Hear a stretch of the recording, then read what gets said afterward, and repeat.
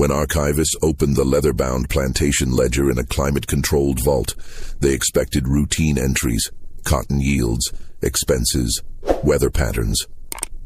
What they found instead was a column of dates spanning 18 years, each marked with a single initial, S, and beside it, descriptions that grew increasingly desperate. Light as cream, read one. Blue-eyed, passed inspection, noted another. Sold north, no questions asked, stated a third. 18 entries, 18 children. One woman's name appeared nowhere in the official records, but her shadow stretched across every page. The last entry, written in a different hand, shaking perhaps or hurried, read simply, "Burned it all. God forgive me." The question historians would spend decades trying to answer wasn't if these children existed. The plantation's financial records confirmed payments, travel arrangements, falsified documents. The question was, why did someone try so desperately to erase her from history, and why did they ultimately fail? The Hartley Plantation in Spotsylvania County, Virginia, sprawled across 1,200 acres of rolling Piedmont land, bisected by a sluggish creek that flooded every spring and dried to a trickle by August. The property had been in the Hartley family since 1768, when Robert's great-grandfather purchased it with money earned through shipping contracts during the colonial period. 3 generations had worked this land, each expanding operations, adding buildings, acquiring more workers to tend the tobacco fields that represented the family's primary income. By 1830, the plantation operated as a small village unto itself. The main house stood at the property's highest point, a 3-story Georgian structure with white columns and 12 rooms, surrounded by formal gardens that required constant maintenance. Behind it, the kitchen building stood separate to reduce fire risk, connected to the main house by a covered walkway. Further back were the smokehouse, the dairy, the laundry building, the weaving house, and the carpentry shop. Beyond these structures stretched 2 long rows of cabins, 20 in total, that housed the plantation's enslaved workforce. 214 people lived and worked on Hartley land in 1830. Of these, 12 were white. The Hartley family, the overseer and his wife, a tutor for the Hartley children, and several hired craftsmen who lived in quarters near the workshops. The remaining 202 were enslaved, ranging from infants to elderly individuals in their 70s, all categorized in the plantation ledgers by age, gender, skill, and assigned value. The system functioned with mechanical precision. Dawn bells rang at 4:30 during planting and harvest seasons, 5:30 otherwise. Field gangs assembled by 5:15, tools distributed, work assignments given. The day's labor continued until dusk, with a brief midday break for the noon meal. House servants followed different schedules, waking earlier to prepare breakfast for the family, working later to serve dinner and clean up afterward. Children under 10 stayed in a nursery area, supervised by elderly women too frail for field work. Those over 10 began learning trades or joining lighter work gangs, gradually building toward full adult labor by age 14. Robert Hartley III, called Young Robert until his father's stroke made him simply Robert, had been groomed for this inheritance since birth. His father, Robert II, believed in proper education for plantation management. Young Robert spent his childhood learning the basics: crop rotation, soil management, market timing, labor allocation. At 16, he was sent to Richmond to study law, not because the family expected him to practice, but because legal knowledge was essential for protecting property and navigating increasingly complex regulations around slavery, debt, and inheritance. Richmond in the 1820s was a city of contrasts. The state capital housed impressive government buildings and wealthy merchants' homes, but also slave auction houses and crowded docks, where tobacco and human cargo departed for distant markets. Young Robert lodged with his mother's cousin, a prosperous attorney, and attended classes at a private academy while apprenticing at a law office. He was meant to learn discipline, professional conduct, and the networks that would serve him when he returned to manage family affairs. Instead, he discovered gambling, drinking, and the city's less reputable establishments. His allowance, generous by plantation standards, evaporated in card games and horse races. He borrowed from classmates, then from merchants, then from professional moneylenders who charged ruinous interest. By his third year in Richmond, at age 21, he owed over $2,000 to various creditors, a sum that would take his father years to repay, even if tobacco prices remained strong. Robert II knew nothing of this. His son's letters home were cheerful and vague, mentioning studies and social engagements but never finances. The cousin who was supposed to supervise the young man was too busy with his own practice to notice, or perhaps too diplomatic to report the mounting problems. Robert II continued sending quarterly allowances and planning for his son's eventual return to take over plantation operations. Then, in February 1832, Robert II suffered a massive stroke while reviewing accounts in his study.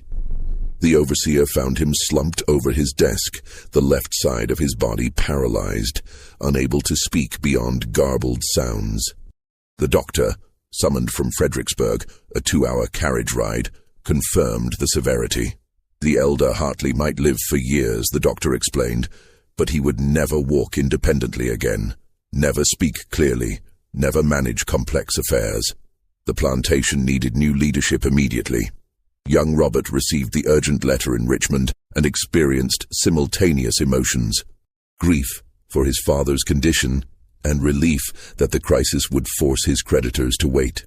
A son returning home to manage family affairs during emergency couldn't be dunned for debts, not immediately. It bought him time to find solutions before the moneylenders could pursue legal action that would expose his financial recklessness to his family. He arrived home in March 1832, accompanied by his new wife. Margaret Ashworth had seemed like Providence when Robert met her at a Richmond social function 6 months earlier. She was 17, recently graduated from a Philadelphia finishing school, visiting Richmond relatives for the season. More importantly, she was an heiress. Her father, a Charleston merchant who died the previous year, had left her a substantial dowry, $8,000 in cash and partial ownership of a Carolina rice plantation that generated annual income. Robert courted her with desperate intensity, seeing in this shy, educated girl the solution to all his problems. Her relatives, distant cousins serving as guardians, were flattered by attention from an established Virginia family and saw no reason to investigate the Hartley finances too closely.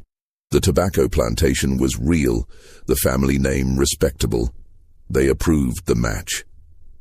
Margaret accepted his proposal because she was 17, away from home, and taught that marriage to a landed gentleman represented appropriate feminine success.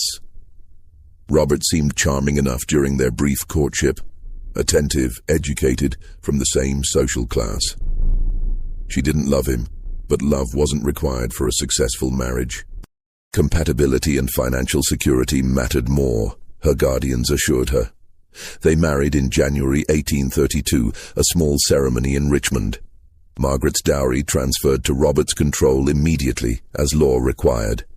He paid off his most urgent debts, settled accounts that were approaching legal action, and still had enough remaining to relieve some pressure on the plantation's finances. When his father's stroke occurred weeks later, it almost seemed, some neighbors would later whisper, remarkably convenient timing. Margaret arrived at her new home in March to discover a situation nothing like what she'd imagined.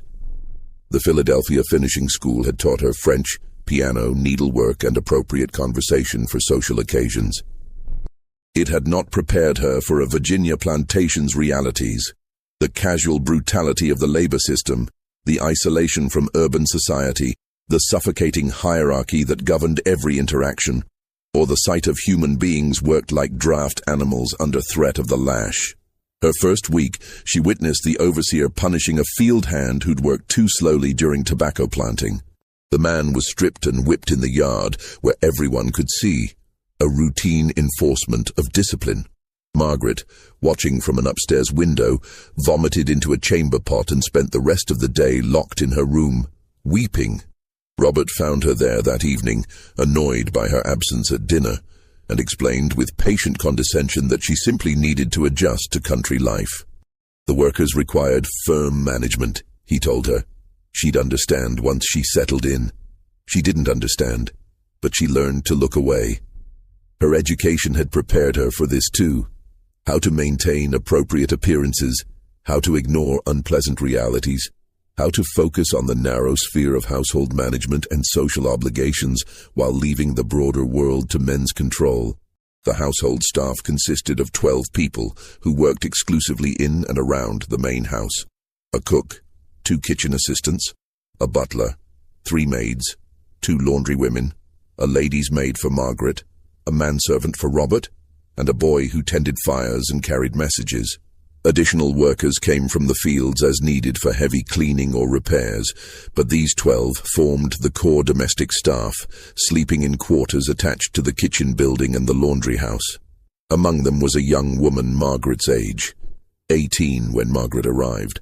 The plantation ledgers from that period recorded her only by category and assigned value.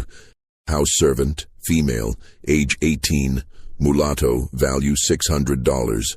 Purchased 1828 from estate sale, Maryland origin. Her skills included cleaning, cooking, needlework, and basic literacy, the last unusual and technically illegal to teach, but valuable for household management since she could read recipes and written instructions. In the careful social hierarchy of plantation life, she occupied a specific position.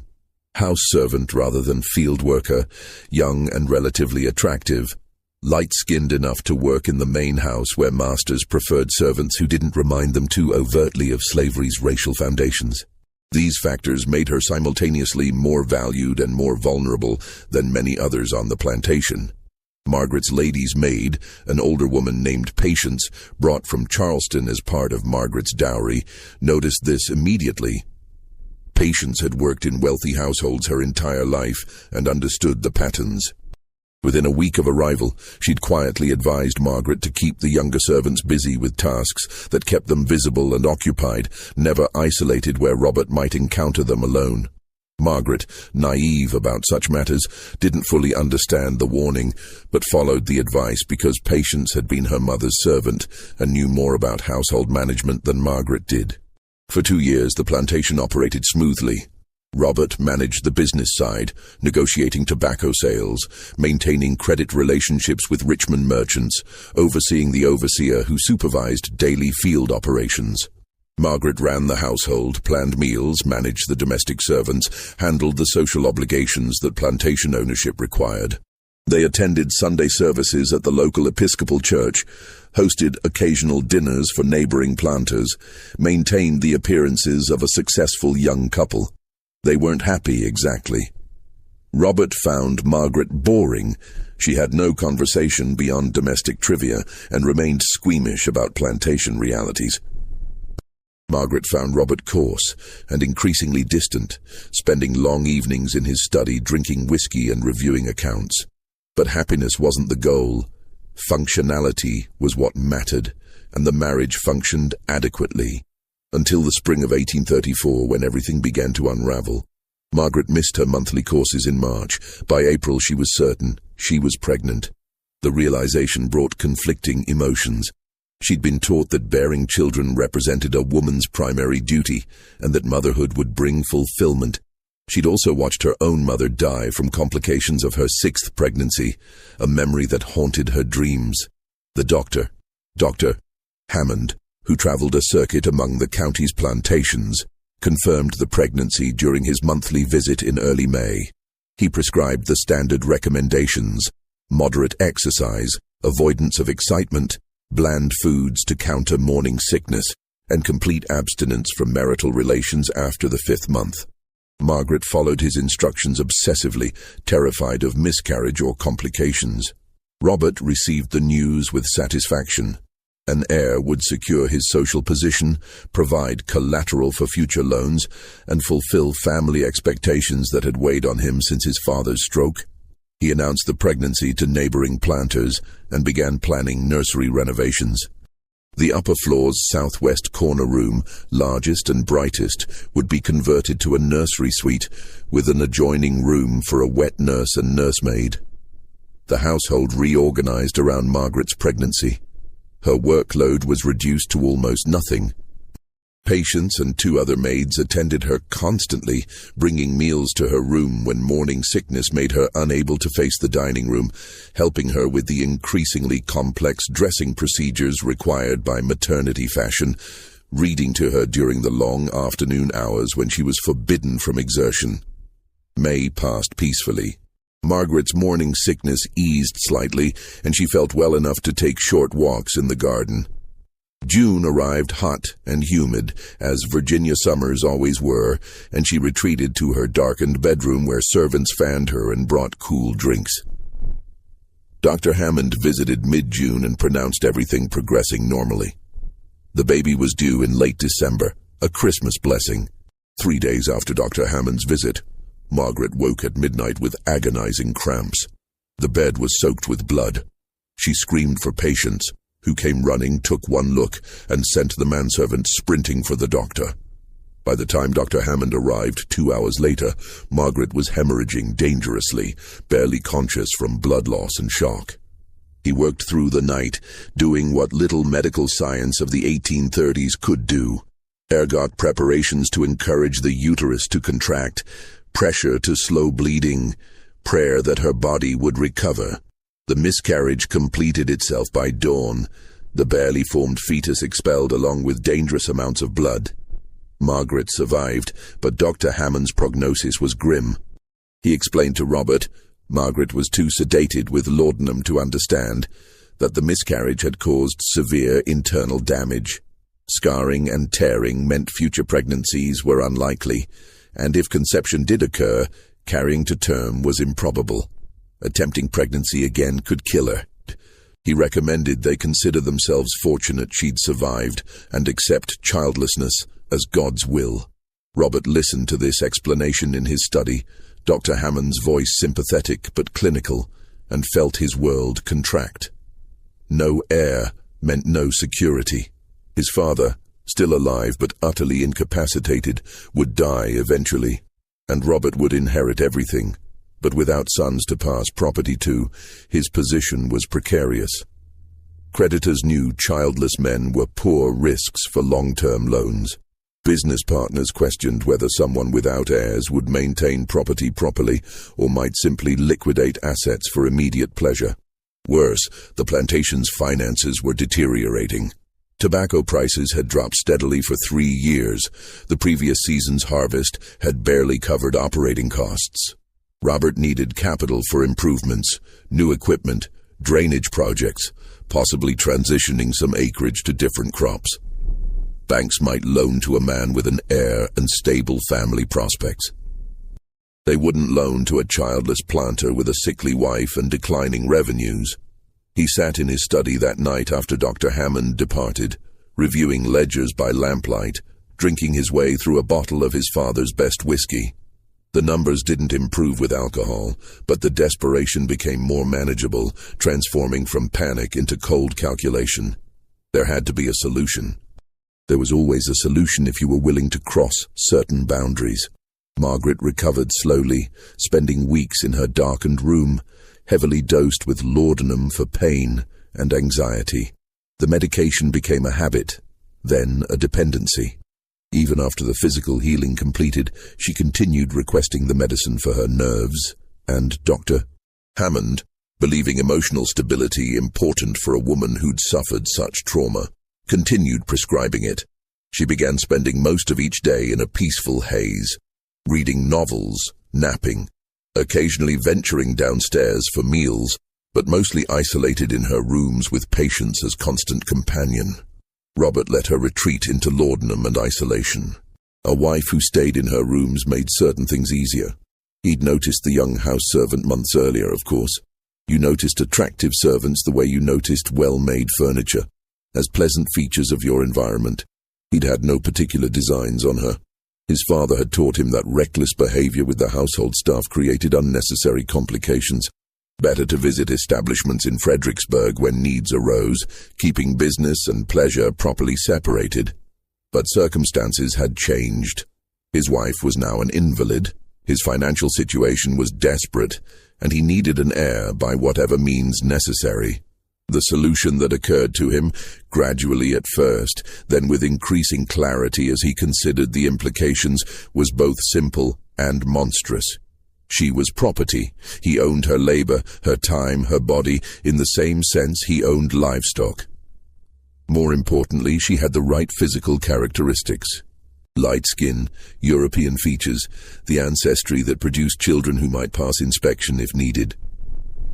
If she bore his child, which biology made entirely possible, that child would likely look white enough to be placed into white society. No one questioned where orphanage babies came from. Childless families desperate for heirs didn't investigate too closely when presented with healthy infants of appropriate appearance. He could solve two problems simultaneously: his need for an heir and his financial pressures. Wealthy families paid well for babies they could present as adopted orphans, children to inherit their estates and carry forward their names. He wouldn't keep the children himself. That would be too risky, too complicated. But he could create them, ensure they had the right appearance, and find appropriate placements for substantial payments. It was reprehensible. It was also practical. And Robert had spent enough time in Richmond's shadier establishments to know that worse things happened regularly without consequence. The trick was maintaining discretion and proper documentation. He began planning in July 1834, still mourning the loss of his legitimate heir, already calculating how to implement this alternative. First, he needed contacts in Richmond who handled delicate adoptions. Second, he needed to ensure the woman's cooperation, or at least compliance. Third, he needed systems for keeping records without creating evidence that could expose him. By August, he'd made inquiries through carefully worded letters to certain Richmond lawyers who specialized in estate matters and adoption arrangements. He learned that, yes, discreet placements could be arranged for infants of appropriate background. The foundling homes asked few questions when babies arrived with substantial donations. Families seeking children were numerous, especially those who'd struggled with infertility or lost children to disease. A healthy white infant was valuable. The woman herself became part of his planning. He reassigned her from Margaret's direct service, where patients watched everything, to more general household tasks: cleaning, laundry, kitchen assistance, whatever kept her busy but not particularly visible. Margaret, sedated and detached, didn't notice or care about staffing changes. Patients noticed but interpreted it as Robert being considerate, removing the young woman from direct contact with Margaret, who might find reminders of servants her own age depressing. By September, Robert had made his decision and began implementation. The specifics of what happened that fall aren't documented in detail. The historical record provides only outcomes. By December 1834, the young woman was visibly pregnant. The plantation ledgers note no explanation, no incident reports, nothing to indicate how or why this occurred. She simply appeared one day with the undeniable evidence of pregnancy, and the household staff adjusted accordingly. She was moved from the main house to a small cabin at the plantation's far edge, normally used for storing tools during winter. The official explanation, given to the overseer and others who might question, was that she'd been compromised by one of the field workers and was being isolated to prevent moral contamination of the other house servants. Such situations occurred occasionally on plantations, handled with varying degrees of cruelty or indifference depending on the owner's temperament. The cabin was 15 feet square, with a dirt floor, a small fireplace, one window, and a door that could be locked from outside. Minimal furniture: a straw-stuffed mattress on a wooden frame, a stool, a bucket for water, another for waste. It was marginally better than the field workers' cabins. She had the space to herself rather than sharing with a family. But it was isolation, imprisonment disguised as pregnancy accommodation. She lived there through the winter, attended occasionally by the plantation's midwife, brought meals twice daily by a woman from the kitchens who was forbidden to speak with her beyond necessary communication. No one visited otherwise. She was invisible, existing in a space literally at the edge of the plantation's social geography, neither part of the household nor the field community. The baby was born in May 1835. The midwife's name was Rachel, age 53, who'd been delivering babies on the plantation for 30 years. She'd brought 2 generations into the world, including Robert himself, though she never reminded him of this fact. Her position gave her marginal privileges, a private cabin, lighter work duties as she aged, some respect from the community she served. She used these privileges carefully, never overstepping, always aware that even her specialized skills didn't make her truly safe. When Robert summoned her to the isolated cabin in early May 1835, she knew immediately this wasn't an ordinary birth. The setup, the location, the secrecy, none of it followed normal patterns. She'd attended hundreds of births across all the various complications of plantation life, legitimate marriages, casual encounters, coerced situations, everything that happened when power was absolute and people were property. But this felt different. The labor lasted 14 hours. Not unusual for a first child, though the mother's young age and evident terror made everything harder. She barely spoke, answering Rachel's questions with single words or nods, her eyes fixed on the cabin ceiling, as if looking at Rachel would make everything more real. Rachel had seen this before too, the dissociation that came when women couldn't bear to be present in their own bodies. The baby arrived at dawn, a healthy boy weighing perhaps 7 pounds, with a strong cry and no immediate complications. Rachel cleaned him efficiently, checking for the usual problems. Breathing, color, reflexes, malformations. Everything appeared normal. More than normal. He was a beautiful baby, the kind that made you smile despite circumstances. And he was unmistakably white. Light skin, thin features, hair that would probably lighten to brown or blonde. If you'd shown Rachel this baby in church and told her he belonged to any of the county's white families, she'd have believed you without question. That's when she understood exactly what was happening and what her role would be. She placed the baby in his mother's arms. The young woman, 18 and just having endured her first childbirth, looked down at the infant with an expression Rachel would remember decades later as the saddest thing I ever witnessed. Not rejection, not even the complicated resentment that sometimes appeared in births that resulted from violence. Just profound, absolute sadness, as if she could see the future and knew exactly how this story would end. He's healthy, Rachel said quietly, because someone needed to speak. Strong. He'll do well. The woman said nothing, just held the baby for those first few minutes, studying his face like she was memorizing it.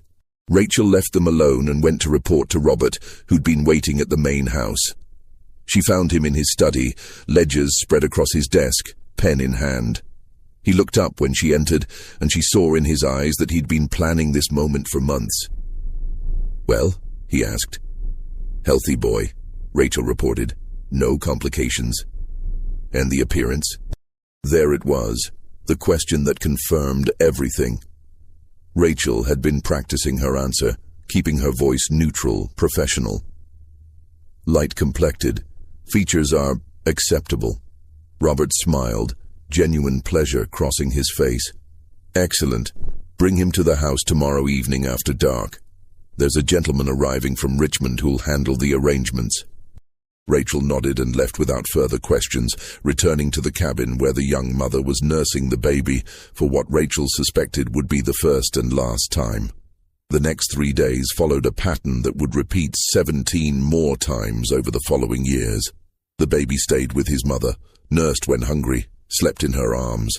She spoke to him constantly in those 72 hours.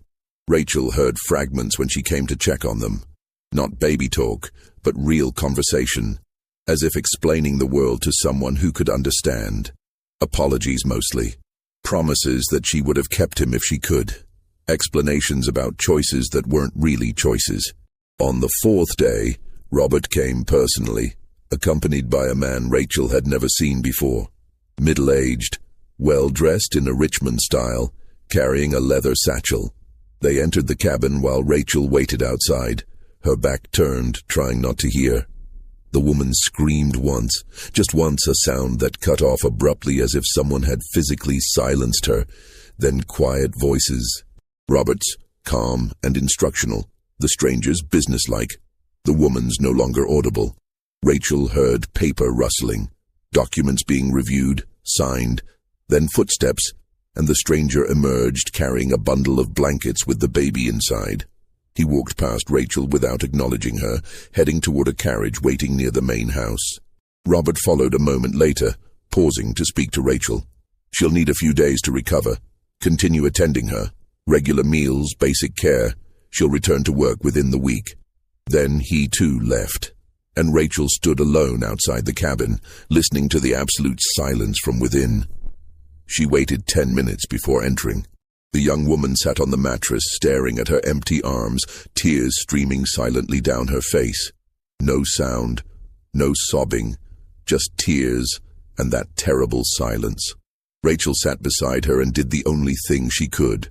She waited, present but not intrusive, until the tears eventually stopped and the woman lay down, curling into herself, still silent.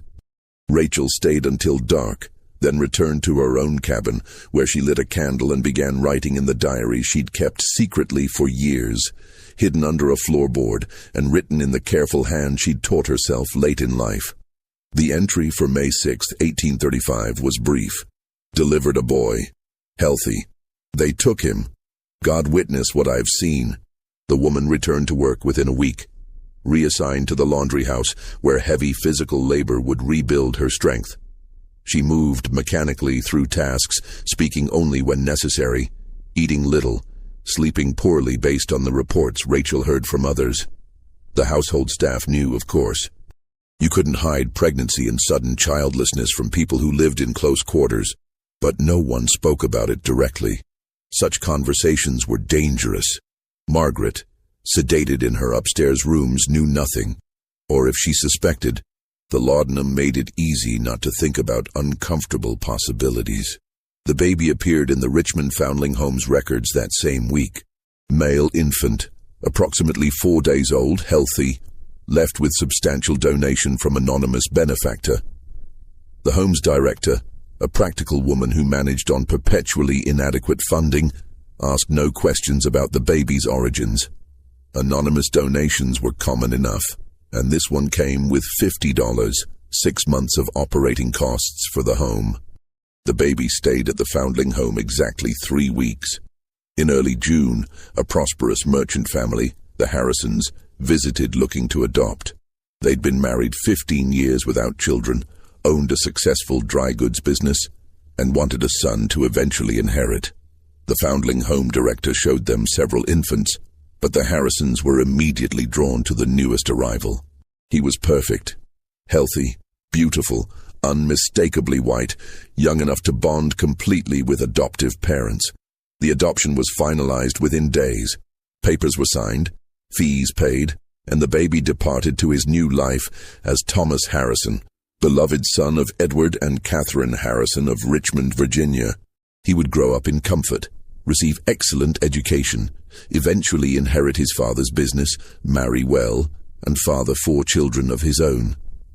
He would die in 1897 at age 62, a respected member of Richmond society, never knowing anything about his birth beyond what his parents told him, that he'd been a foundling, chosen specially by parents who wanted him desperately. Back at the Hartley plantation, life returned to its normal rhythms. The woman worked in the laundry house, hauling water and scrubbing clothes in huge copper kettles, the physical labor demanding enough to exhaust her into dreamless sleep each night. Robert reviewed his accounts and confirmed the arrangement had worked perfectly. The Richmond intermediary had charged 20% commission, but even after expenses, Robert had netted over $200, more than a year's profit from tobacco at current market rates. More importantly, he'd proven the concept. It could work. It had worked, and nothing prevented him from repeating it.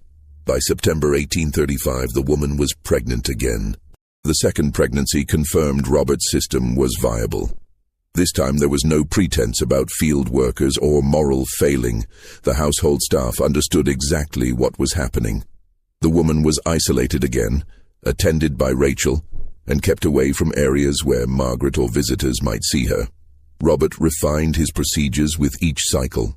He established regular contact with 3 different Richmond intermediaries, rotating among them to avoid establishing too clear a pattern with any single one. He learned which foundling homes asked the fewest questions and which families were most likely to adopt quickly without investigation. He developed documentation systems that tracked each child's characteristics, placement location, and payment received, while never explicitly stating what the entries actually meant. The ledger became his private record, kept locked in his study's concealed drawer, never shown to anyone else. Each entry followed the same format. Date of birth, physical description using coded language, excellent, satisfactory, requires careful placement. Location, Richmond, Norfolk, Petersburg, occasionally more distant cities, and a notation that corresponded to financial entries elsewhere in the plantation accounts. The second child, a boy born March 1836, went to a Norfolk family desperate for an heir after 3 daughters. The third, a girl, January 1837, was placed with a Petersburg couple who'd lost their only child to yellow fever.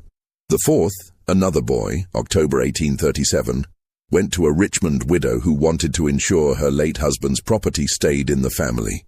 Each placement brought between $150 and $300, sometimes more if the family was particularly wealthy and desperate.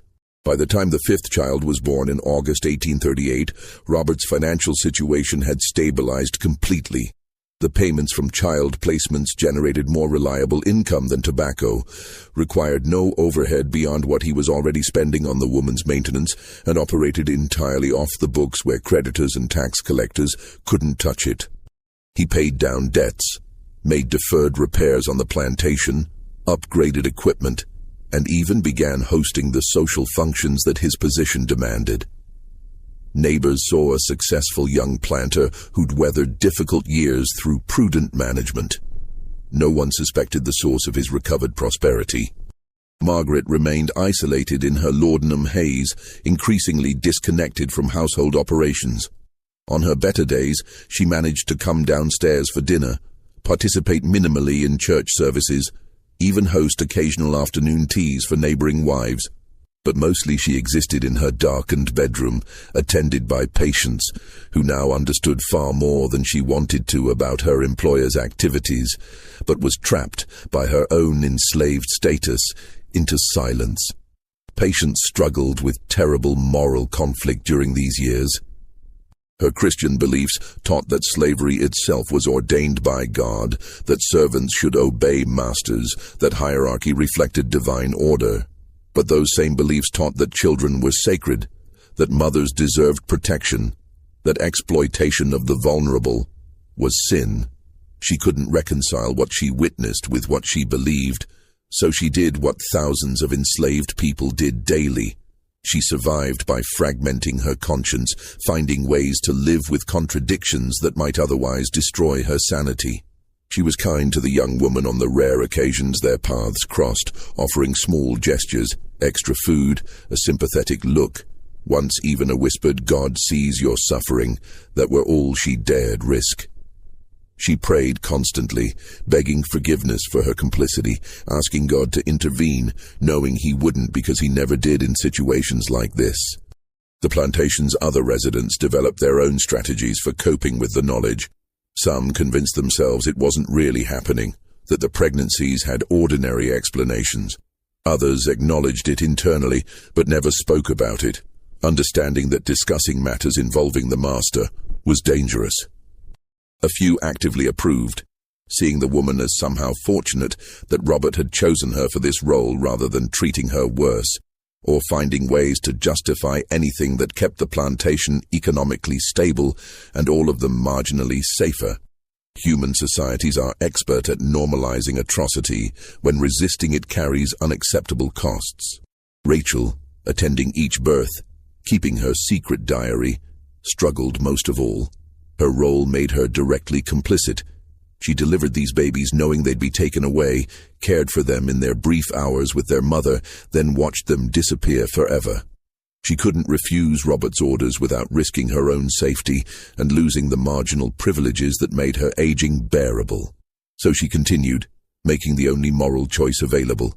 She documented everything, writing detailed entries about each birth, each child's appearance, each mother's reaction, creating a historical record that might someday serve as testimony, even if it was currently powerless to stop what was happening. The sixth child arrived in June 1839, the seventh in March 1840, the eighth in January 1841. By now, the routine was mechanical. Isolation during pregnancy, attended birth, 3 days together, removal, recovery, return to work, repeat. The woman, still unnamed in most records, still designated only by category and initial, endured each cycle with increasingly visible emotional devastation. Rachel's diary entries from this period noted her deteriorating mental state. "She doesn't speak anymore," read one entry. "Won't meet anyone's eyes," stated another. "Moved through labor like she wasn't present in her own body," described a third. But her physical resilience remained remarkable. Despite repeated pregnancies and the physical toll they took, she survived, recovered, continued. Robert tracked this too, noting in his private ledger which children were born more easily, which deliveries caused complications, adjusting his timing to allow adequate recovery while maximizing production. He approached it like livestock breeding, calculating optimal intervals between pregnancies to maintain the woman's viability as long as possible. The ninth child, born in late 1841, marked a subtle shift in the pattern. Rachel's diary noted, "The baby came quickly, healthy boy, but she didn't cry this time. Didn't speak to him either. Just held him and stared, like she'd already left her body." Something had broken in the woman, some capacity for emotional response that had sustained her through previous births. Robert noticed this too, though his concern was purely practical. A woman too damaged to cooperate could become a problem. He instructed Rachel to ensure she received adequate food and rest, even assigned lighter work duties temporarily, treating her like valuable equipment that needed maintenance to continue functioning. The 10th child arrived in August 1842, the 11th in June 1843, the 12th in March 1844. By now, the woman was 33 years old and had been enduring this pattern for 9 years. The physical toll was becoming visible: premature aging, chronic health problems, the accumulated damage of 12 pregnancies and childbirths with only basic medical attention. Rachel's entries grew increasingly worried. "She's getting weaker. This birth was difficult. I don't know how many more times her body can do this." But the financial incentive remained compelling. Robert's plantation was now among the most prosperous in the county, his credit restored, his social position secure. He'd married off 2 of his younger sisters to well-placed men, using generous dowries that the tobacco business alone couldn't have funded. He'd purchased additional land, expanded operations, built a new tobacco barn, all funded partially through legitimate business and partially through the invisible income generated by a woman in a distant cabin who gave birth to children that didn't exist in any official accounting. The 13th child, born in January 1845, finally represented a setback. The baby was a girl, but her skin tone was slightly darker than Robert preferred, and her features were less clearly European. She stayed at the foundling home for 5 months before a placement could be arranged, and even then, the adopting family was less prestigious, a rural farming couple rather than urban merchants or professionals. Robert's payment reflected this, only $75 instead of his usual $200 to $300. The ledger entry for this child was annotated with unusual detail. Placement difficult, features less satisfactory, pricing reduced. Must ensure future products meet standards. The dehumanization was complete. He'd stopped thinking of these babies as children and saw them purely as commodities whose value depended on appearance. Margaret died that spring, her system finally succumbing to years of laudanum dependency. She simply didn't wake one morning, her heart quietly stopping during sleep. The doctor listed heart failure due to nervous exhaustion, which was accurate enough. She was 30 years old but looked 50, used up by grief, medication, and willful ignorance about her household's realities. Robert observed appropriate mourning, 6 months of reduced social activity, black clothing, subdued demeanor. Then he began courting Eleanor, a 43-year-old widow from North Carolina whose husband had died the previous year. Eleanor had no illusions about romance. She wanted financial security and household authority, and Robert wanted a respectable wife who wouldn't ask difficult questions. They married in November 1845, 6 months after Margaret's death, and Eleanor assumed management of the household with brisk efficiency. Eleanor was no fool. Within weeks, she'd understood exactly what was happening on the plantation, but she was also practical, and in her way, morally flexible. She'd grown up in the plantation system, had managed enslaved workers her entire adult life, and had long ago made peace with the moral compromises required for comfort and security.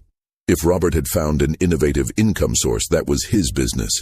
Her job was managing the household, not questioning her husband's methods. She did insist on certain boundaries. She never wanted to see the woman, never wanted to hear details, never wanted the situation acknowledged in her presence. As long as Robert kept it completely separate from household operations and social life, Eleanor would ignore it. This suited Robert perfectly. Eleanor was far more useful as a partner than Margaret had ever been. The pregnancies continued. The 14th child in September 1846, the 15th in July 1847, the 16th in May 1848.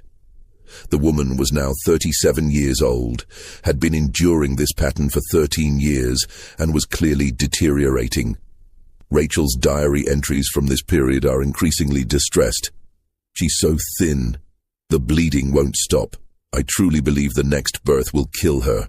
Yet she continued to survive, displaying the kind of profound resilience that speaks either to remarkable physical constitution or to the human body's terrible ability to endure unendurable circumstances, because death won't come despite being preferable. Robert was now 60 years old, still physically vigorous, but aware he was aging. His father had finally died in 1847, releasing him from the grim duty of managing an invalid. Several of his children, the legitimate adoptees he'd placed, had grown into successful young adults, though of course he could never acknowledge them publicly. He'd tracked their progress when possible, confirming his genetic legacy thrived in multiple households across Virginia and beyond. The 17th child was born in March 1849 and marked another milestone. It was the first time the woman actively resisted. According to Rachel's diary, when Robert came to take the baby on the 3rd day, the woman refused to hand the child over. She'd held the infant, a boy, and simply said, no. Robert had expected this eventually. He'd brought the overseer with him, and between them they physically pried the baby from her arms while she fought silently. No screaming, just desperate physical resistance that ended when the overseer struck her hard enough to daze her. They took the baby and left her bleeding from a split lip, curled on the mattress, making a low, keening sound that Rachel described as less than human and more than human at once. That resistance earned her 3 days locked in the cabin without food, a punishment for disobedience. When Rachel was finally allowed to bring her food and check on her, she found the woman alive, but utterly broken, sitting in her own waste, staring at nothing.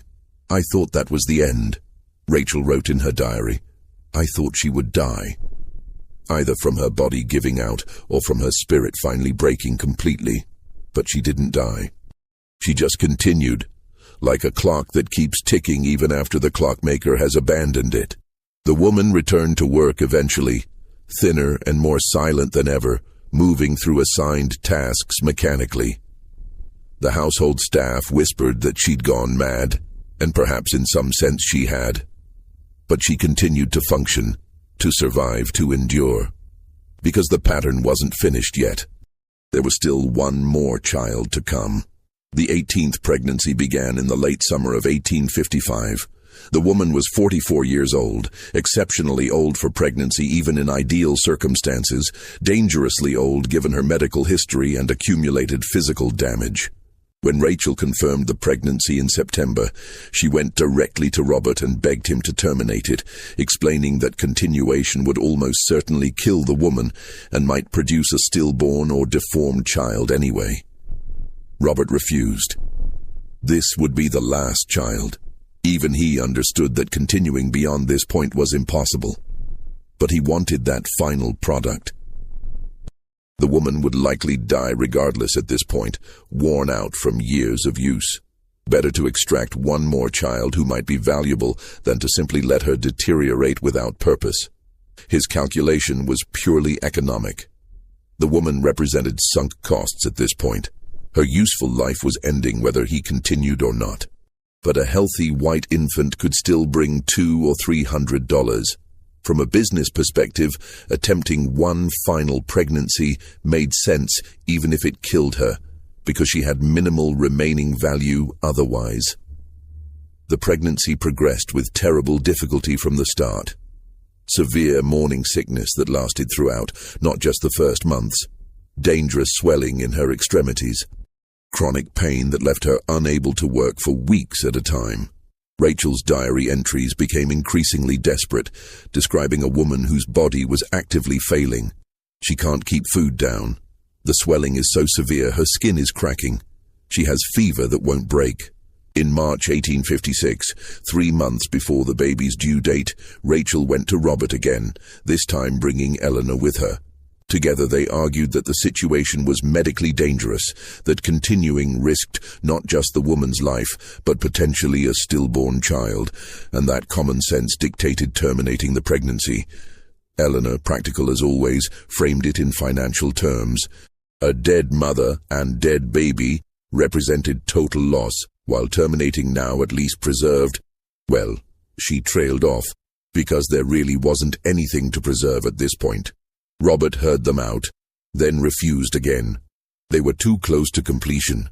The baby might survive even if the mother didn't, and that would be sufficient. 3 more months. Those final months were torment that Rachel documented in clinical detail. The woman was confined to the cabin permanently, too weak to move more than a few feet. She developed bed sores from constant lying down. Her breathing became labored. The baby inside her continued to grow, draining what little resources her body had remaining. In late May, the woman went into early labor.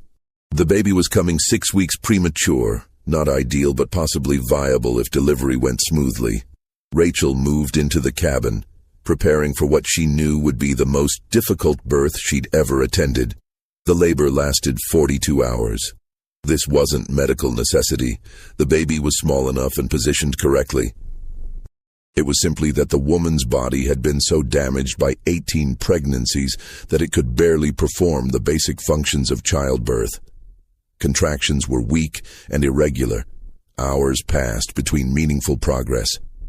The woman drifted in and out of consciousness, too exhausted to push effectively.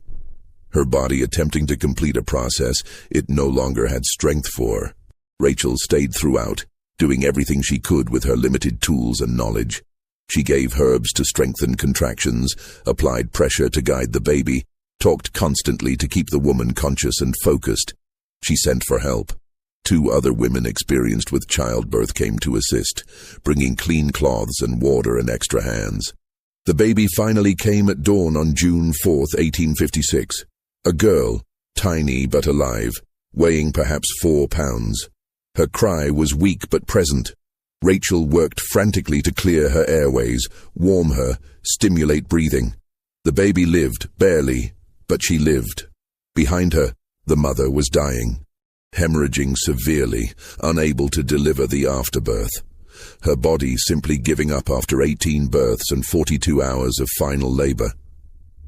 Rachel turned from the baby to try to save the mother, but there was nothing to be done. The bleeding was too severe, internal damage too extensive.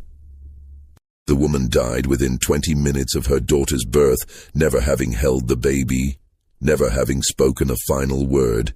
simply bleeding out on a straw mattress in a cabin at the edge of a plantation in Virginia. Rachel held the tiny baby and looked at the dead mother and experienced something like despair. 18 children, 18 births attended, 18 babies taken away. And now this. The mother dead, an infant so premature she might not survive the week. And for what? Money. The whole monstrous arrangement had been for money. She wrapped the baby carefully and carried her to the main house, where she found Robert already awake and waiting for news. She reported clinically. The mother was dead. The baby was alive, but very premature and fragile. Survival was uncertain. Robert looked at the tiny infant, studying her features with the practiced eye of someone who'd evaluated 17 previous children. And what he saw gave him pause. This baby looked exactly like him. Not just the general European features he'd been producing, this child had his specific face stamped in miniature. The distinctive Hartley nose, the particular shape of the eyes, the chin's exact contour. Anyone who knew him and saw this child would recognize the resemblance immediately. For the first time, Robert's cold calculation faltered. This wasn't a safely anonymous product he could place with distant strangers. This was unmistakably his daughter, and keeping her or placing her would both carry dangerous implications. What if she ended up in Richmond, where his associates might see her? What if she was shown to families who knew the Hartley name and recognized the resemblance? What if, years later, questions arose? He sent Rachel away with instructions to care for the baby and tell him if she survived the next few days. Then he sat in his study, staring at the ledger that documented 18 years of systematic exploitation, and finally recognized he'd gone too far. The baby lived for 3 days, nursed by Rachel with milk from the plantation's one nursing mother who'd recently given birth. The tiny girl took milk weekly, slept most of the time, and on the evening of June 7th, simply stopped breathing. Infant mortality was common enough that her death surprised no one. Robert had the baby buried without ceremony in the plantation's designated area, next to her mother who'd been interred days earlier. No markers identified either grave. They simply disappeared into the earth, anonymous even in death. For the first time in 18 years, Robert felt something like guilt. Not for the exploitation itself. He'd made peace with that years ago, but for the dangerous exposure the final child represented. He'd been lucky she died. If she'd survived, if he'd been forced to either keep her or place her knowing the resemblance could expose everything, the entire arrangement could have unraveled. The ledger sat in his study, documenting his crimes in neat handwriting. He should have destroyed it years ago, but he'd kept it as private record of his accomplishment, proof of his cleverness in finding an invisible income source. Now it represented evidence, a detailed confession written in his own hand. In September 1856, Robert attempted to destroy the evidence. He burned documents from the cabin where the woman had lived, destroyed correspondence with Richmond intermediaries, found and burned contracts and payments records that might connect him to the child placements. He worked through the night, feeding his fireplace, watching paper curl and blacken, trying to erase history. But he kept the ledger, perhaps from vanity, perhaps from inability to let go of documentation of his ingenuity, perhaps simply because destroying it felt like admitting wrongdoing rather than just covering tracks. He hid it more carefully, built a concealed compartment in his study's wall, and told himself it was safe enough. The plantation should have returned to normal operations. The woman was dead. The arrangement was over. Robert could focus on standard plantation business in his remaining years. Instead, everything began to fall apart. The fires started in November 1856, 5 months after the woman's death. The first destroyed a tobacco barn containing that season's harvest, hundreds of pounds of cured tobacco ready for market, gone in an inferno that lit up the night sky. The next morning, investigating the ruins, the overseer found no obvious cause. No lightning strike, no discarded pipe, no evidence of accidental ignition.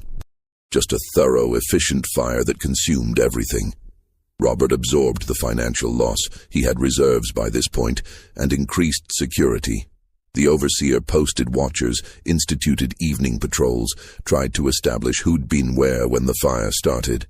But the plantation's geography made surveillance difficult. 200 acres, dozens of buildings, 200 residents. Someone determined to cause damage could find opportunities. The second fire came in December, taking out the stables. 3 horses died, including Robert's favorite riding horse. This fire was also inexplicable. It started after midnight when the stable was locked and secured, spread too quickly to be accidental, and showed signs of deliberate ignition based on the burn patterns. January brought the third fire, this one damaging the main house's east wing. Only quick action by household staff prevented it from spreading to the entire structure, and even so, 2 bedrooms were destroyed and smoke damage affected much of the upper floor. Eleanor, who'd been sleeping in the west wing, was shaken enough to demand explanations Robert couldn't provide. The pattern was undeniable. Someone was systematically destroying plantation infrastructure. The question was who and why. Robert interrogated servants, field workers, everyone he could identify who might have grievance or opportunity. The overseer used violence, trying to extract confessions. No one admitted anything. The fires continued, supplemented now by other sabotages. Tools breaking mysteriously, supplies spoiling, fences collapsing, livestock escaping or dying from unexplained causes. The plantation's operations deteriorated. Field work suffered as workers were pulled for security duty. Expenses mounted as Robert replaced damaged equipment and buildings. The overseer, frustrated and frightened, became increasingly brutal, which only made the remaining workers less cooperative. A cycle of violence and resistance developed that made the situation progressively worse. By March 1857, Robert's financial reserves were depleting. The tobacco business had been mediocre for years anyway, sustained only by the secret income from child placements. Now, with that revenue ended and sabotage destroying property faster than tobacco could fund repairs, he faced the prospect of actual bankruptcy. Eleanor had a stroke in April, milder than what had afflicted Robert's father, but enough to leave her right side weakened and her role as household manager compromised. She needed constant care, which meant additional servants pulled from other duties, further disrupting operations. The plantation was collapsing, and Robert couldn't understand why. He'd treated his workers no worse than any other planter. Yes, he'd used one woman for his purposes, but that was hardly unusual. Such arrangements occurred on plantations throughout the South. Why was his workforce now in open, if undeclared, rebellion? What Robert didn't understand, what he couldn't understand from his position of absolute power, was that the woman in the distant cabin had been visible to her community in ways he'd never noticed. The other enslaved people had known her before her years of isolation.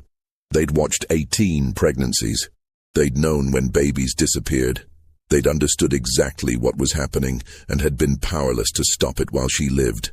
But now she was dead, and the covenant that bound them to compliance, the desperate hope that cooperation might bring marginal safety, had dissolved. Robert had demonstrated that cooperation meant nothing. Compliance guaranteed nothing. She'd given him 18 children and died for the effort, receiving no protection, no mercy, nothing but exploitation until her body finally failed. If cooperation brought no safety, then why cooperate? The fires, the sabotages, the small resistances, these weren't organized rebellion in any formal sense.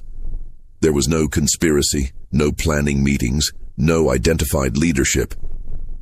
Instead, it was spontaneous, distributed resistance. Individuals and small groups independently deciding they'd reached limits and beginning to push back in whatever ways they could, without obvious exposure. A fire here, a broken tool there, livestock accidentally released, supplies carelessly allowed to spoil. None of it traceable to specific individuals, all of it adding up to systematic destruction of the plantation's operational capacity. Robert tried everything to restore order. He increased punishments, offered rewards for information, made speeches about shared interests and appropriate behavior. Nothing worked. The plantation's workforce had collectively, silently decided that his authority no longer held force, and there was nothing he could do to restore it without violence so extreme it would destroy the labor force he needed. In June 1857, Eleanor died, officially from complications of her stroke, though timing suggested possibly more sinister causes. Unexplained deaths occurred on plantations. Poisons were available to those who worked in kitchens and new plants. Proving cause of death was nearly impossible with 1850s medical knowledge. Eleanor simply weakened over several days and died, and the doctor saw nothing definitively suspicious, even if he had private suspicions. Robert was alone now, 61 years old, managing a collapsing operation, increasingly paranoid and isolated. His father was dead. Both wives were dead. He had no acknowledged children, and the plantation that represented 3 generations of family legacy was disintegrating around him. He spent more and more time in his study, drinking heavily, reviewing ledgers that documented his various failures and crimes. The secret ledger came out of its hiding place, and he spent long nights reading through 18 years of entries, 18 children's brief existence documented in business-like notation. What had he accomplished? Financial security that was now evaporating. Social position that meant nothing if the plantation failed. A genetic legacy scattered across Virginia in children who'd never know his name. And one woman dead at 44, used up completely, buried without a marker in ground he'd owned. Had it been worth it? The question haunted him in those long night hours. By any practical calculation, yes. He'd generated substantial income, weathered financial crisis, maintained his position. But something about the final child's death, or the woman's silent endurance through 18 births, or perhaps just the accumulation of consequences now destroying everything he'd built, made him question whether cleverness and success were the same thing. The final ledger entry was written in September 1857 during one of these drinking sessions. His handwriting, normally precise, shook across the page. Burned it all. God forgive me. He had tried to burn the evidence, though incompletely. He destroyed the cabin where everything had happened, watching it burn and feeling something like catharsis. He'd found and burned other documents, letters, records. But he kept the ledger, unable to destroy the final testimony to what he'd accomplished. The plantation records show increasing disorder through September 1857. Entries became erratic.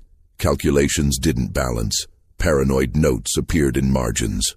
Robert was deteriorating mentally, his world collapsing, his certainties dissolved. He died on October 15, 1857, found at his desk by the manservant who brought morning coffee. Heart failure, the doctor ruled, which was true in the medical sense. His heart had stopped. Whether from natural causes, poison, or simply the body giving up under stress and alcohol abuse, no autopsy was performed to determine.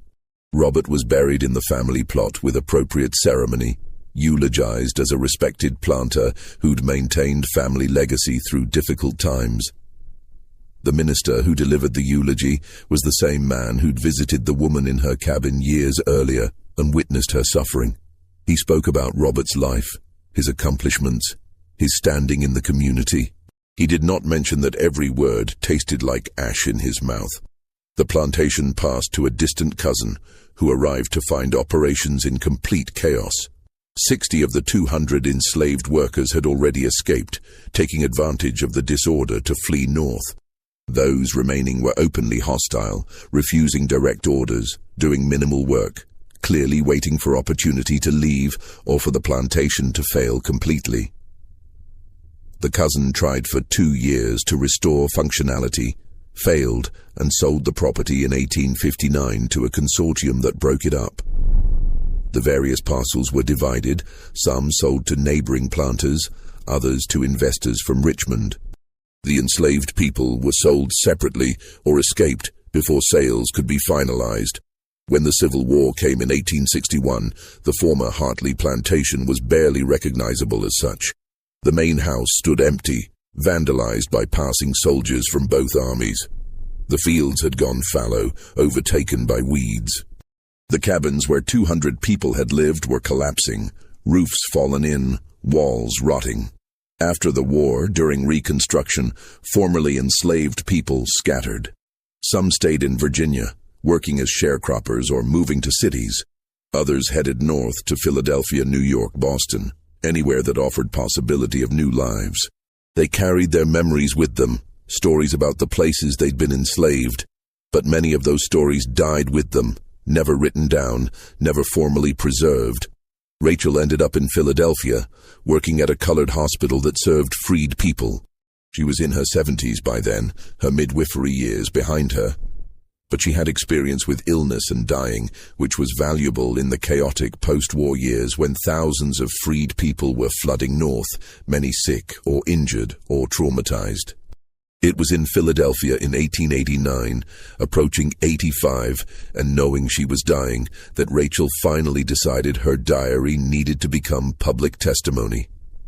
She'd kept it secret for 40 years, hidden and private, documentation of horror she'd witnessed but couldn't prevent. Now, with her life ending and slavery itself officially abolished, she sent the diary to an abolitionist newspaper that still published. The paper ran excerpts over 3 issues in the fall of 1889. The response was mixed. Some readers were horrified, demanding investigations. Others dismissed it as exaggerated or falsified anti-Southern propaganda. A few argued that, even if true, it described practices that were now illegal and thus irrelevant to current conditions.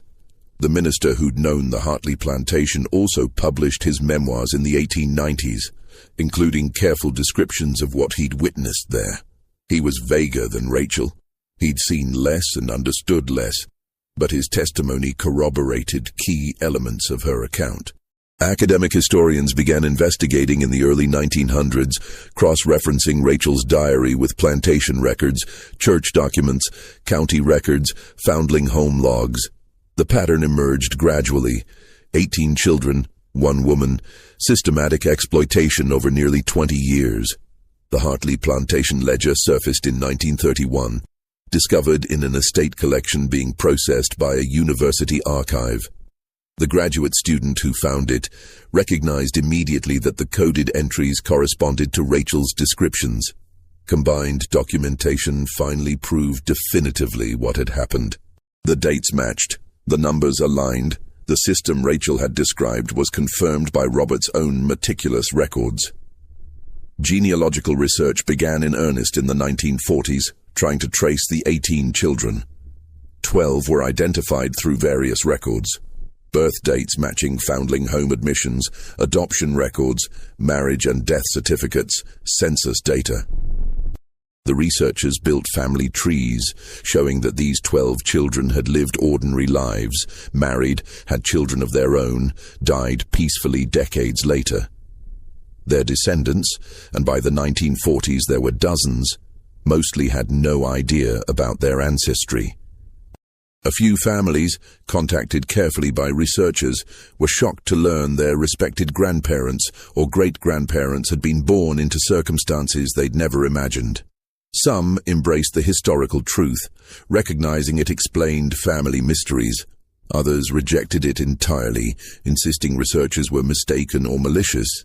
The 6 untraced children simply disappeared into history's vast anonymity. They may have died young, been poorly documented, or successfully hidden their origins so completely that no documentary trail survived. As for the woman herself, the one who'd endured everything, the one whose body had produced 18 children, the one who died at 44 in a cabin at Plantation's edge, her identification remained uncertain. Rachel's diary called her S, suggesting Sarah. Plantation ledgers used various designations, but never a full name. The 1850 census listed an unnamed woman of appropriate age and category. In the 1940s, researchers found one promising lead, a man in Detroit whose grandmother had escaped Virginia during the Civil War and told stories about a woman on the Hartley Plantation named Sarah, who carried her grief quiet and her rage quieter. But third-hand testimony across 80 years couldn't constitute proof.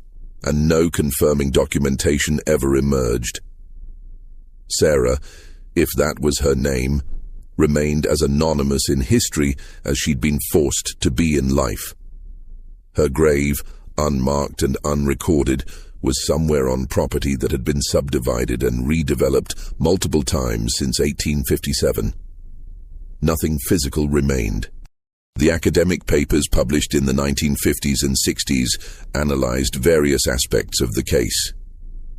Economists studied the illegal adoption market's functioning. Medical historians examined the implications of 18 pregnancies with 19th-century medical care. Psychologists considered the trauma's effects. Legal scholars debated whether any retroactive prosecution could be attempted. The case became a footnote in slavery histories, notable for its systematic nature and unusual documentation. But certain questions remained unanswered. The fires and sabotages of 1856-57, were they coordinated revenge or coincidence? Did the enslaved community deliberately destroy Robert's operations in response to Sarah's death? The timing was suggestive, the results clear, but proof remained elusive.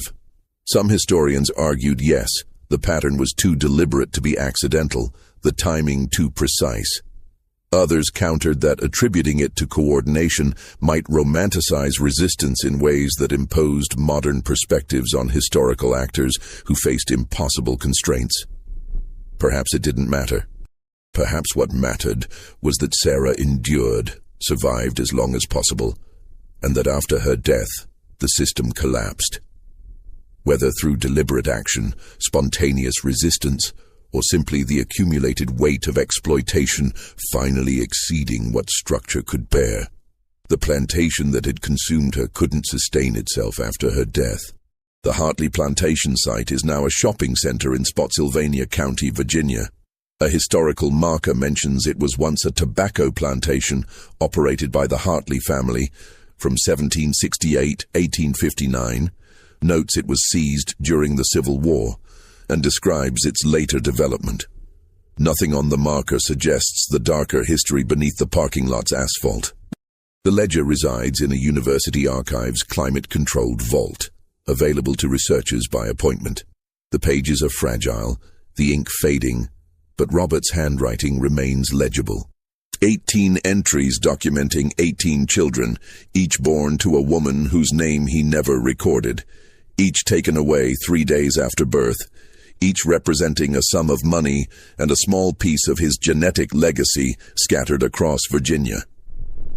Rachel's diary is preserved in a different collection, her later pages marked by shaking handwriting and occasional smudges that might be tear stains.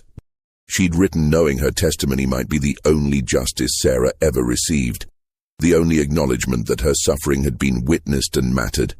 The woman herself, Sarah, remains a gap in history, a person reduced to an initial in someone's ledger, her humanity stripped so completely that even recovering her name became impossible. She lived, endured, bore 18 children into a world that would never acknowledge her as their mother, and died at 44, buried without marker or ceremony. The 18 children lived their lives, raised families, died without knowing they'd been commodities before they were people. Their descendants walk through the world today as ordinary Americans with normal family stories, unaware that their existences resulted from systematic exploitation, that their ancestral mother died nameless and exhausted, used up entirely for profit. That's perhaps the most disturbing aspect, how thoroughly someone could be erased.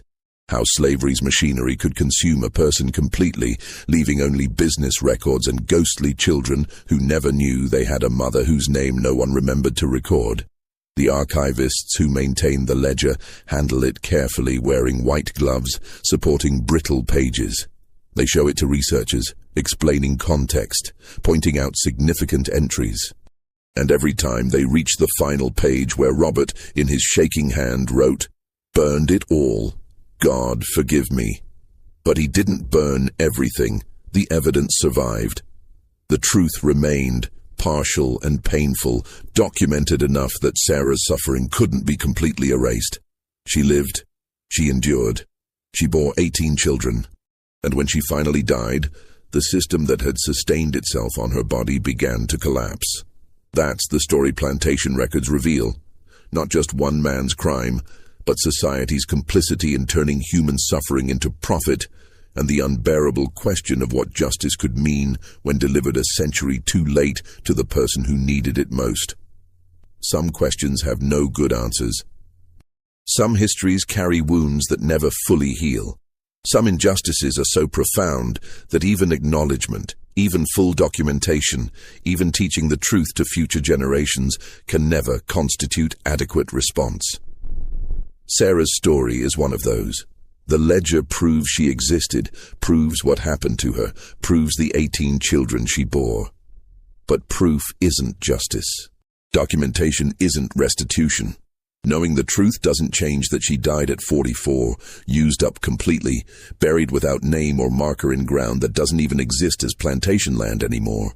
The only testimony to her existence is a ledger kept by the man who exploited her, diary entries from the woman who witnessed her suffering, and academic papers analyzing her case as historical data point. She left no words of her own, no direct testimony, nothing but the biological legacy of children who never knew her and the negative space where her humanity should have been recorded. History is full of such absences, people whose lives mattered profoundly, but whose names and stories disappeared because the systems that oppressed them controlled the records. Sarah's story survived only because Robert was meticulous enough to document his crimes, and Rachel was brave enough to testify despite risks. How many other stories didn't survive? How many other women endured similar exploitation without anyone recording it? Without even the minimal documentation that Robert's business calculations provided? How many children exist today with no idea their ancestors were born into circumstances like this? Those questions hang over the archive where the ledger rests, over the shopping center where the plantation once stood, over the entire historical record of American slavery. For every documented case like Sarah's, dozens or hundreds or thousands of similar stories were lost completely, leaving no evidence beyond the children themselves, scattered, anonymous, unknowing. That's the final horror. Not just what happened to Sarah, but the recognition that her story survived only by accident, and that countless others like her disappeared so completely that we don't even know enough to ask about them. The ledger remains in its vault. Rachel's diary stays in its collection. Researchers continue analyzing, students continue studying, descendants continue discovering uncomfortable truths about their family histories. And somewhere in Spotsylvania County, beneath a parking lot where shoppers load groceries into their cars, Sarah lies in an unmarked grave next to her 18th child, both of them anonymous even in death, testimony to exploitation so systematic that only meticulous business records and one midwife's conscience kept them from disappearing entirely from history. That's the legacy. That's what the plantation records reveal. That's the truth that survived Robert's attempt to burn it all. Sarah existed. She endured. She matters, even though the system that destroyed her tried to ensure she'd be forgotten. Her name was probably Sarah. She bore 18 children. She died at 44. And she will not be forgotten because some truths are too important to let disappear, no matter how thoroughly their perpetrators try to erase them.